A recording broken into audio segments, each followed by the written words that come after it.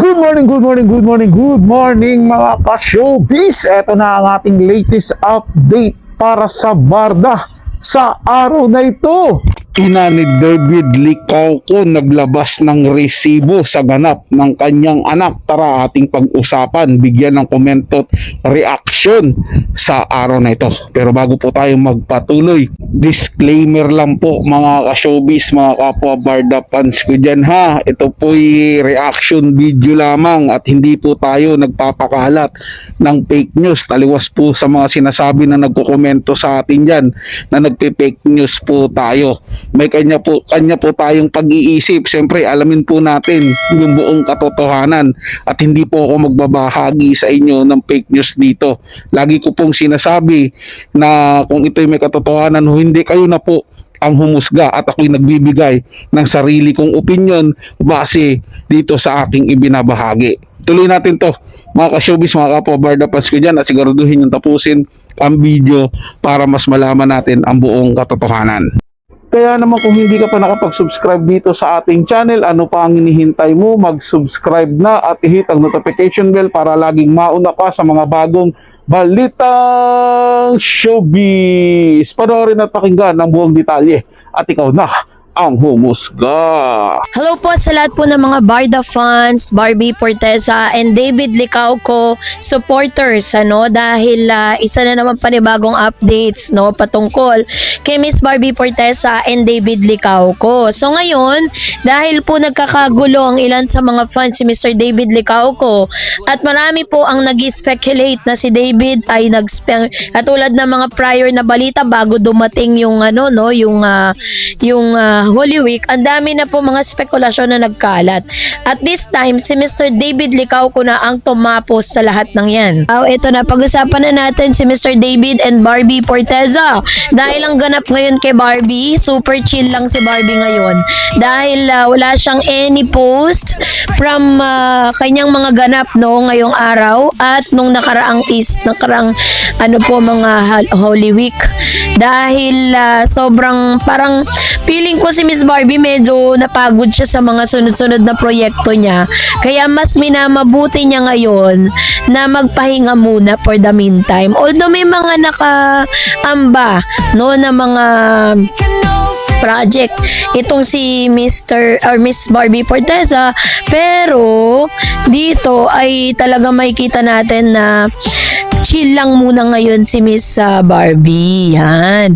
So, dahil talagang pinaghahandaan niya po yung bago niya mga project na lalabas after this Holy Week. Tsaka, kasi di ba pagtapos ng Holy Week, parang feeling natin gusto na lang talaga natin muna magpahinga di ba? Gusto natin mas mahaba pa yung pahinga, pero syempre kailangan natin magbalik. Ayan. So, sa isang post niya po, 2 days ago, nag-post po si Miss Barbie Forteza na siya po ay tumakbo ng 10 kilometer. Yun yung kanyang ginawa. Isa pong oatmeal cookie pero ice long black lang pinakita sa video. Ayan. Yan po yung kanyang mga ganap sa buhay ngayon. Napakaganda ni Barbie kahit walang makeup Pagod pa yan sa pagtakbo. 10 kilometer ba naman?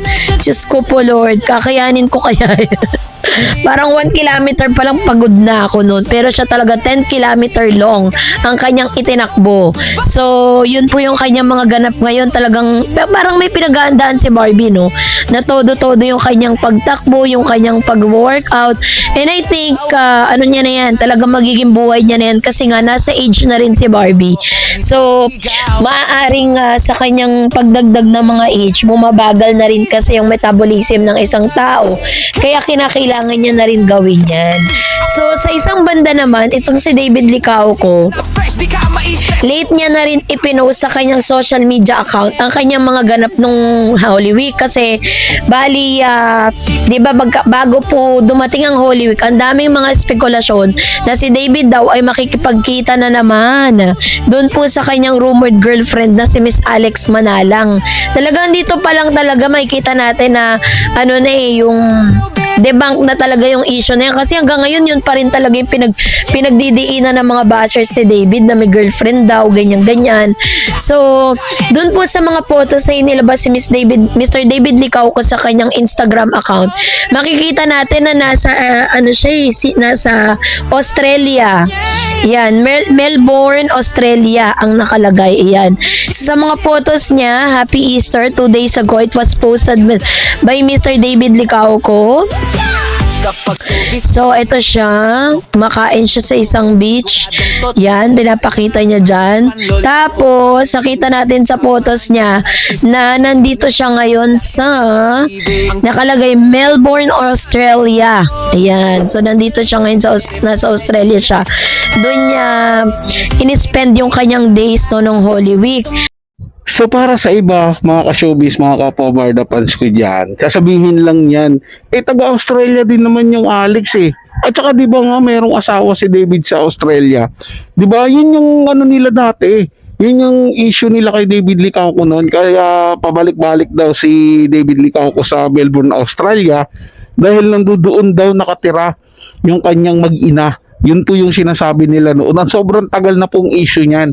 So pagkatapos niyan, yung kay Alex naman, yung pinagtutuunan nila na pansin na kay yun daw yung girlfriend ni David Licauco. At tuwing may binabato silang ibang babae na kasintahan o karelasyon umano ni David Licauco, nasisira po yung karir niya.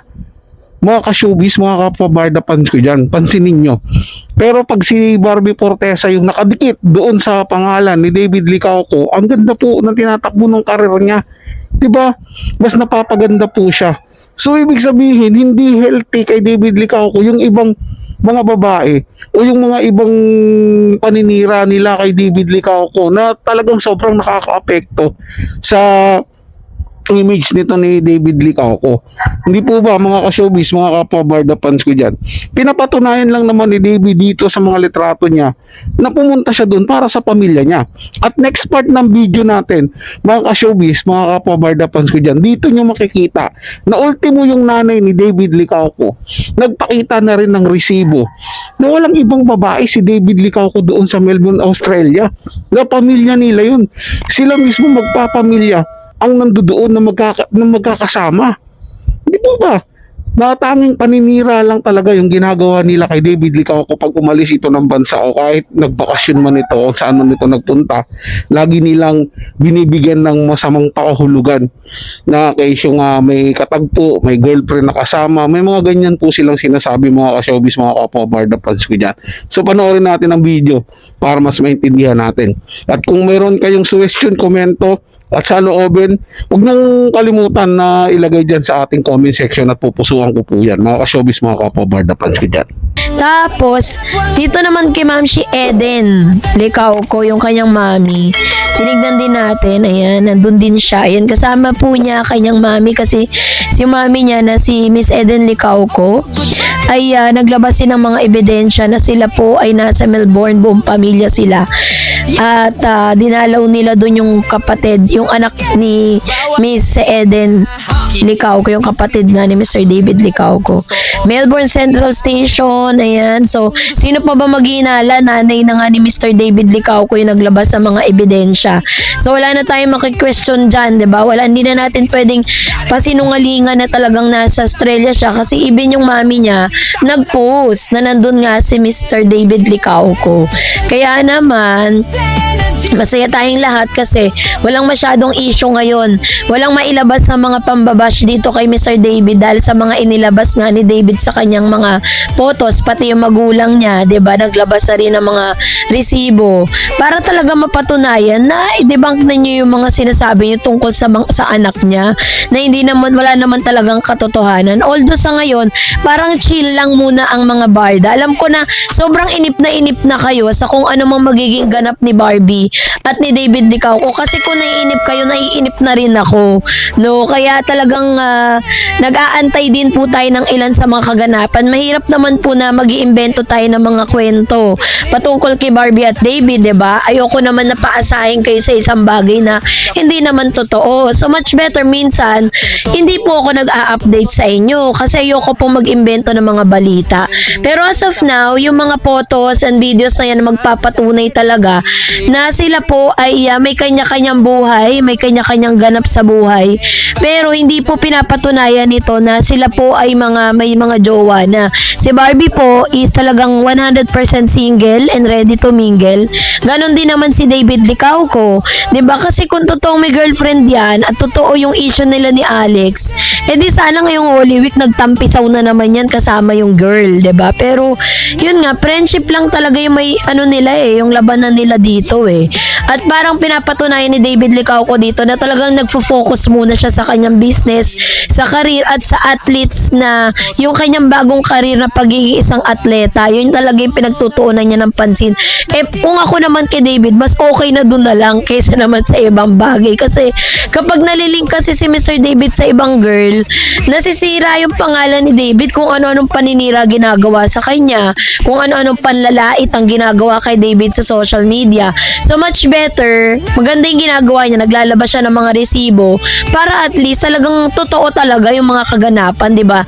Kesa naman po maglabas siya ng mga balita na yan, yung mga vloggers na gustong-gusto siyang siraan, gustong-gusto siyang wasakin yung kanyang career bilang isang artista, 'di ba?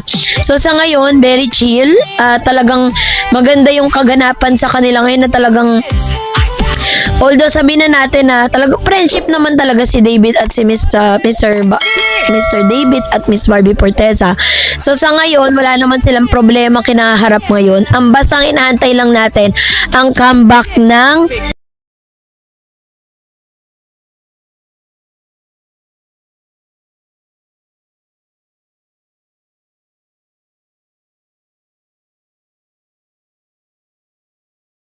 Ouch! Medyo masakit po yun mga ka-showbiz, mga ka-Pobarda fans ko dyan, no? Na parang wala silang relasyon. But anyway, ano po niya yun? Opinion po yan ni Miss Dared. Ganun pa man, dapat nating galangin yun. At tama naman yung sinasabi niya. Ayaw niyang magbigay sa inyo ng maling balita, ayaw niyang magbigay sa ating lahat ng ng fake news o maling impormasyon patungkol kina Barbie Forteza at David Licauco. Pero ang mensahe ng video na to ay malinaw po. Walang ibang karelasyon si David Licauco at si Barbie Forteza. Nananatili po sila na single. Sabi nga ni Ma'am Dared. Kasi tingin ko talaga hindi pa talaga napapanahon para sa kanilang dalawa. Doon pa rin po ako sa mas nauunawaan ko na meron silang something, meron silang agreement o meron silang mutual understanding sa isa't isa na hindi naman nila kailangan madaliin yan at hindi rin naman nila kailangan ihayag yan ng agad-agaran. So may tamang timing po dyan, mga ka-showbiz, mga ka-Pobarda fans ko dyan. So yun din po yung inihintay ko. So sa ngayon siguro ini-enjoy nila yung mga hiwalay na activities nila, hiwalay na ganap nila, lalo na si David Licauco na may papasukin na bagong mundo o bagong trabaho. Ito nga po yung pagiging basketballista sa MPBL. Tapos si Barbie Forteza naman solo project, may kaibang love team.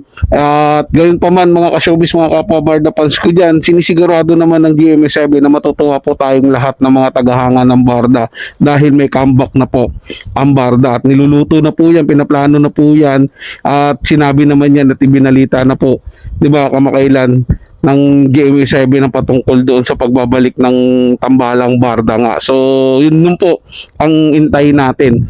So malay mo, yun na rin yun, umalay po natin na yun na rin yung simula na magkaroon na ng aminan. At di ba, dahil lagi na silang magkasama at hindi na nila maitatago po yun sa lahat kung ano man nung may relasyon sila. So sa ngayon, yun lang po yung nakikita natin na mas ini-enjoy muna nila yung pagiging single, ika nga, or ini-enjoy nila kung ano lang yung meron sa buhay nila ngayon, na gusto nila na makasama na lang muna ang pamilya, makagawa ng sariling pangalan na sila lang, parang gano'n na lang po yan siguro mga ka-showbiz, mga kapwa Barda fans ko dyan. So wait na lang po natin yung ganap talaga ng Barda. So wag po tayo magsaawang sumuporta sa kanila at manatili lang po tayong tagahanga at sumusuporta. So kayo mga ka-showbiz, mga kapwa Barda fans ko dyan, ano man ang inyong saloobin, ilagay nyo rin po sa ating comment section at pag-usap-usapan natin yan dyan.